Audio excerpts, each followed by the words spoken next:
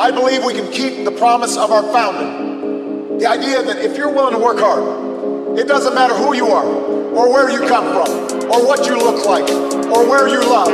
It doesn't matter whether you're black or white, or Hispanic, or Asian, or Native American, or young, or old, or rich, or poor, able, disabled, gay, or straight.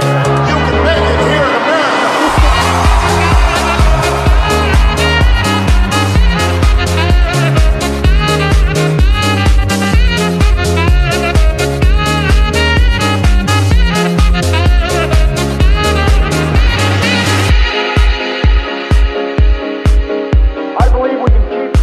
Our founding.